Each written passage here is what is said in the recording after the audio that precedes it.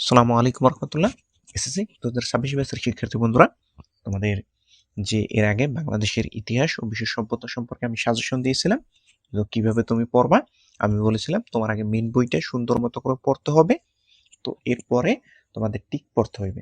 দেখো, তুমি যদি এখন মেন বই অবশ্যই পড়া শেষ করে ফেলেছো, এখন তোমার যে অধ্যায় ভিত্তিক যে টিকগুলো আছে, গুরুত্বপূর্ণ যে টিকগুলো, সেগুলো পড়বা।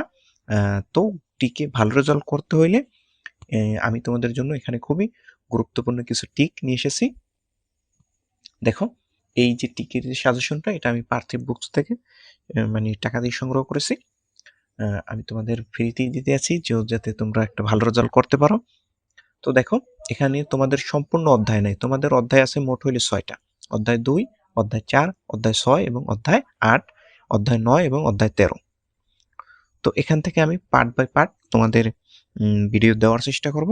তোমাদের কাছে একটা অনুরোধ যে আমার চ্যানেলটা অবশ্যই সাবস্ক্রাইব করে রাখো। আমি সর্বপ্রথম তোমাদের ইউটিউবে ভিডিও আগে আপলোড দিই, যাতে সহজেই তোমরা ওখান থেকে পেয়ে যাবে। তাই সকলে ইউটিউবের সাথে জড়িত থাকার জন্য অনুরোধ রইল, সবাই সাবস্ক্রাইব করে সাথে থাকবা। দেখো, অধ্যায় 2তে যে গুরুত্বপূর্ণ প্রশ্নগুলো, দেখো গত বছর বোর্ডে আসছে যেগুলো, যে প্রশ্নগুলো দেখো 2025 সালে আসছে, যে হায়ারোগ্লিফিক শব্দের অর্থ কি? পবিত্র লিপি। তারপর দেখো, বিজ্ঞানসম্মত ইতিহাসের জনককে? ইতিহাসের জনক হইল থুসিডাইডিস। মিশরীয়রা পিরামিড তৈরি করত কেন? মিশরীয়রা পিরামিড তৈরি করত মৃতদেহ অক্ষত রাখার জন্য। ফারাওরা নিজেদের কি মনে করতেন? সূর্য দেবতার বংশধর মনে করতেন। সূর্য দেবতাকে পূজা করা হতো কেন? সৃষ্টিকর্তা বলে। রোমান জনগণের আইনের বৈশিষ্ট্য? এর আইনের বৈশিষ্ট্য কি? সকল নাগরিকের জন্য প্রযোজ্য এবং ব্যক্তিগত অধিকার রক্ষার বিষয়টি ছিল, এবং দাস প্রথা স্বীকৃতি লাভ। তিনটা অপশনই হইবে। তারপর দেখো, প্রাচীন মিশরীয়রা সভ্যতায় প্রাকৃতির দেবতা কে ছিলেন? ওসিরিস। তারপর দেখো, সিন্ধু সভ্যতার ধর্মীয় বিশ্বাস অজানা কেন? অজানা কারণ ধর্মীয় স্থাপনার অনুপস্থিতি। প্রাচীন গ্রিসে প্রথম গণতন্ত্রের সূচনা হয় কোথায়? এথেন্স। মিশরীয়দের লিখন পদ্ধতির নাম ছিল কি? লিখন পদ্ধতির নাম ছিল চিত্রলিপি এবং হায়ারোগ্লিফিক।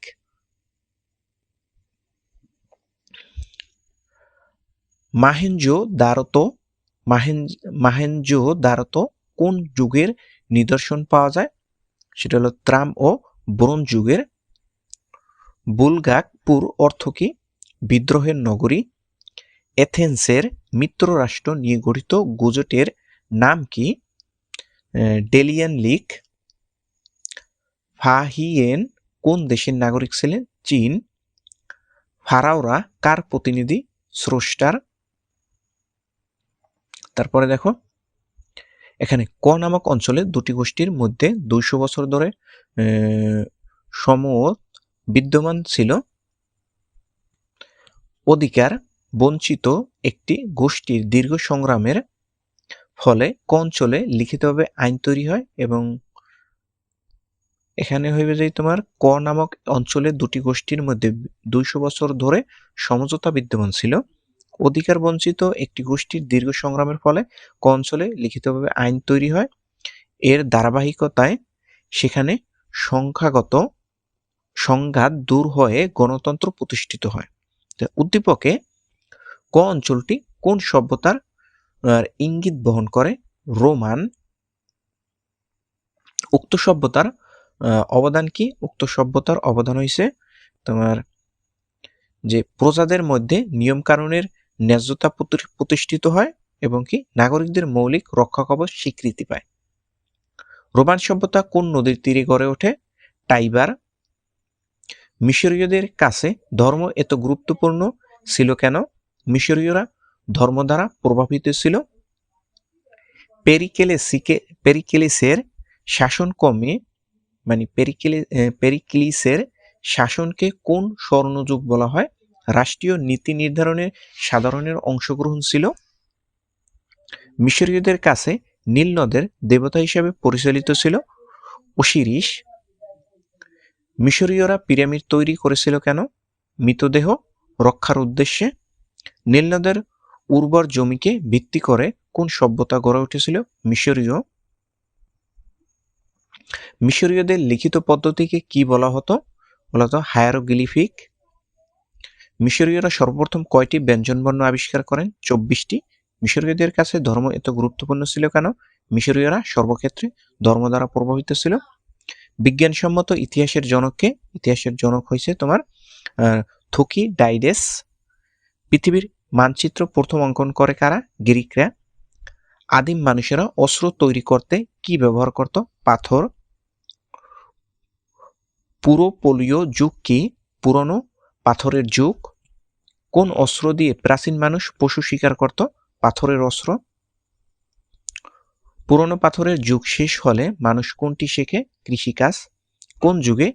কোন যুগের শেষে প্রাচীন মানুষের যাযাবর জীবন শেষ হয়? পুরনো পাথরের যুগে। নবপলীয় যুগের অপর নাম কি? অপর নাম হলো নতুন পাথরের যুগ। মিশরের প্রথম ফারাওকে? মেনিস বা নারমার। মিশরের পূর্ব দিকে কোন সাগর অবস্থিত? লোহিত সাগর অবস্থিত। মিশরীয় সভ্যতা কত বছর স্থায়ী ছিল? মিশরীয় সভ্যতা 2500 বছর স্থায়ী ছিল। মিশরীয়দের সূর্য দেবতার নাম কি? রে বা আমন রে। নীলদের দেবতার নাম কি? নীলদের দেবতার নাম হচ্ছে ওসিরিস। মিশরীয়দের প্রিয় রং কি ছিল? সাদা ও কালো। পৃথিবীতে প্রথম সৌরপঞ্জিকা আবিষ্কার করে কারা? মিশরীয়রা। প্রাচীন মিশরের রাজধানী কোনটি? সেটা হলো মেফিস। ফারাও শব্দের উৎপত্তি কোন শব্দ থেকে? পের ও। ফারাওরা ছিল অত্যন্ত ক্ষমতাশালী। নিজেদেরকে সূর্য দেবতার বংশধর মনে করতেন কোন দেশের রাজারা? মিশরীয় বা মিশরের রাজারা। ফারাওরা নিজেদের কার বংশধর মনে করত? সূর্য দেবতার। ফারাওদের উত্তরাধিকারী সূত্রে কারা ফারাও হতো? তাদের ছেলে। মিশরের জমি উর্বর হতো কিভাবে? বন্যার পানি দ্বারা। মৃত ব্যক্তি আবারও একদিন বেঁচে উঠবে এমন ধারণা দেন কারা? মিশরীয়রা। সিন্ধু সভ্যতার সমাজ কয়টি শ্রেণীতে বিভক্ত ছিল? 2টি। সিন্ধু সভ্যতার পরিবার ব্যবস্থা কেমন ছিল? মাতৃতান্ত্রিক। সিন্ধু সভ্যতার কৃষকরা কোথায় বাস করত? গ্রামে। ব্রোঞ্জের উপাদান কি কি? তামা ও টিন। সিন্ধু সভ্যতার অধিবাসীরা কিসের ব্যবহার জানত না? লোহার।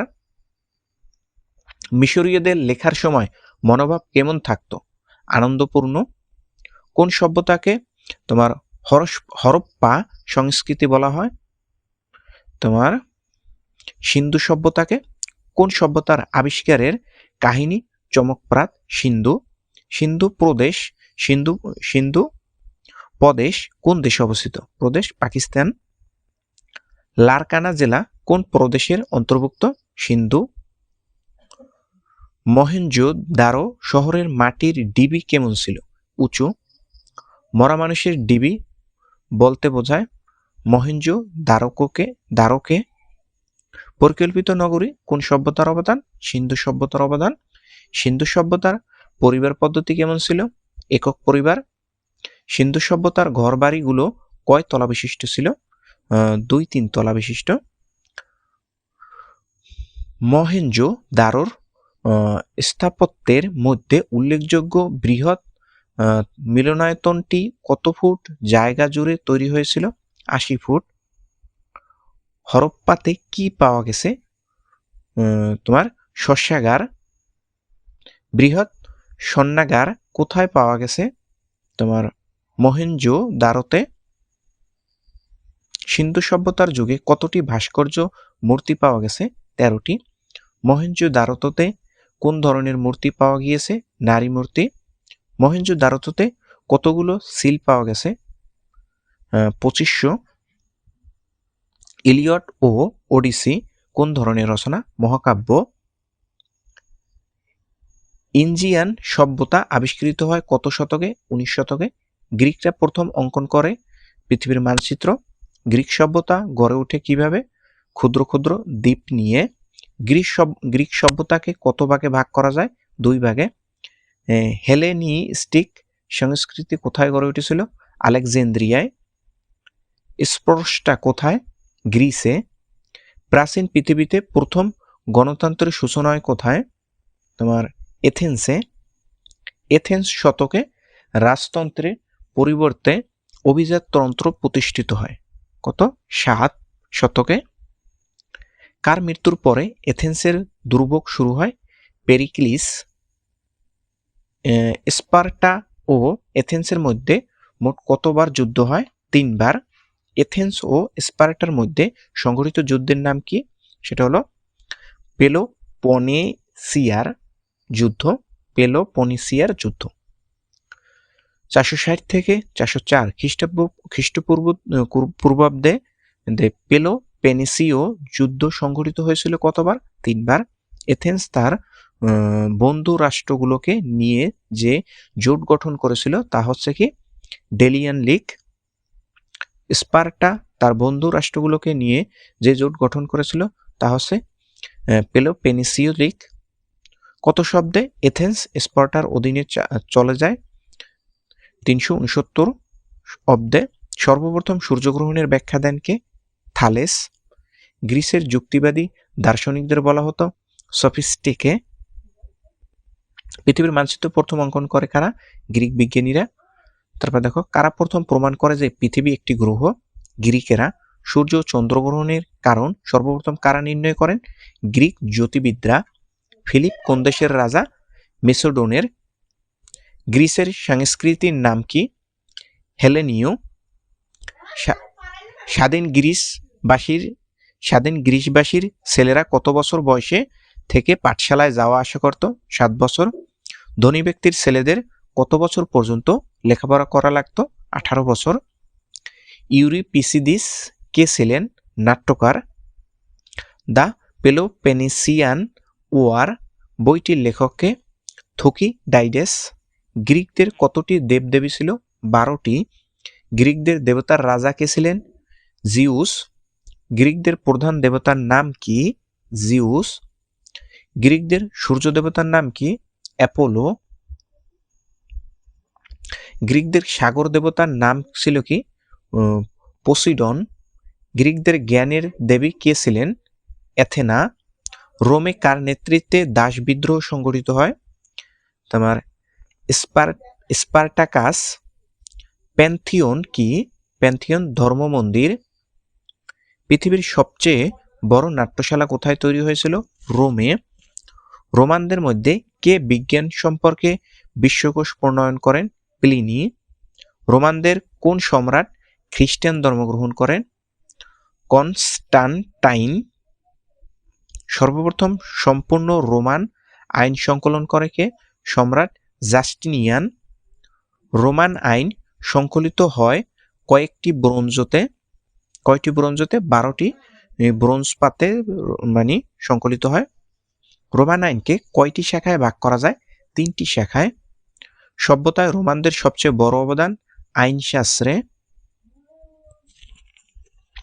পেরিক্লিস যে বিভাগে নাগরিকদের অবাধ অংশগ্রহণের অধিকারী প্রতিষ্ঠা করেন সেটা হলো তোমার প্রশাসন, আইন এবং বিচার বিভাগ, তিনটা হবে। পিরামিড একটি স্থাপত্য শিল্প এবং কি ভাস্কর্য শিল্প।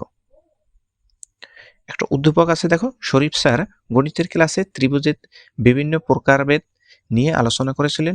10ম শ্রেণীর ছাত্র সিএমের মনে পড়ে যায় এক বিশেষ সভ্যতার কথা যাদের তৈরিকৃত এক স্থাপত্য শিল্পের আকৃতি ত্রিভুজের মতো।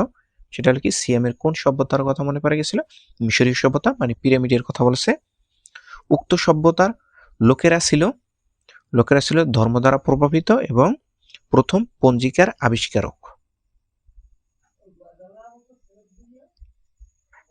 তো এই হলো তোমাদের দ্বিতীয় অধ্যায়, যে টিক, এই টিকগুলো পড়তে হবে। এরপর পরবর্তী টিকের জন্য তোমরা আমার ইউটিউবে যুক্ত থাও। পরবর্তী ভিডিওর জন্য পরবর্তী অধ্যায়ের ভিডিও আমি এরপরে আবার আপলোড করতেছি, সেখান থেকে তোমরা পড়ে নিবা।